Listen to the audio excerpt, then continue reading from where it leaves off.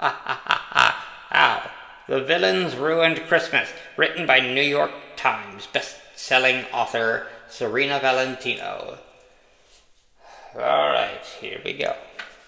All around the world, children squealed with delight. Christmas is coming, they said with smiles so bright. Out came the lights, the stockings, and the tree, filling their hearts and imaginations with glee.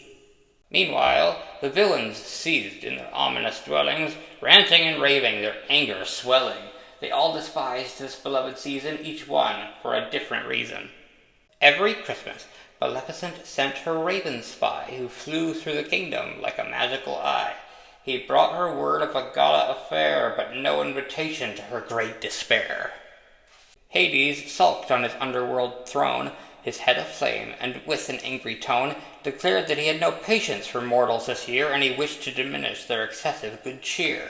As Captain Hook sailed through the Neverland Sea, he had visions of lost boys on a rambunctious spree, all in a tizzy over their holiday treasure, and causing much havoc to Hook's deep displeasure. The Queen's pretty face twisted into a sneer as she looked with disgust into her magic mirror. She loathed the admiration Christmas received. It made her quite cross and assuredly peeved.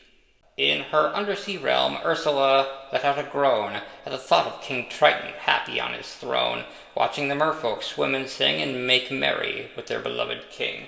Cruella sat wickedly inside Hell Hall, still bitter over her unfortunate downfall.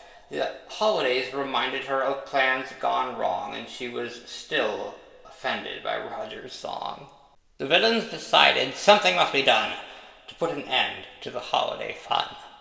Maleficent sent her goons to the celebration, hoping they'd cause a horrendous vexation, ruining the feast, disrupting the dance, and smashing the gifts with a laugh and a prance. Hades conjured his magical flame and set the tree ablaze in his name.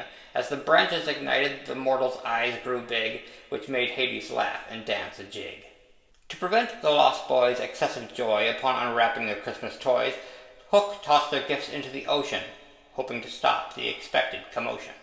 The Queen poisoned the apples for the holiday pies, and thought she'd bring them round as a delightful surprise. She smiled and left.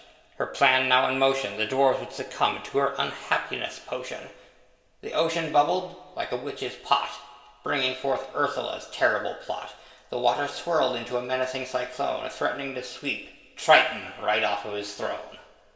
Cruella recruited Jasper and Horace to dress up as carolers and sing a chorus. They would distract the musical number while she snuck in during the Dalmatian slumber. But, despite every effort by our dastardly friends, they could not bring this holiday to an end. At the party, Maleficent's goons joined the revelry and passed out the presents from under the tree. Hades' grand plans fell into despair while he watched his flames flutter and flare. The mortals had gathered round the pyre to roast marshmallows with his fire. The lost boys loved Hook's latest stunt, for he had gifted them a scavenger hunt. The Queen's apple pies lacked their desired notion. By mistake, she concocted a happiness potion.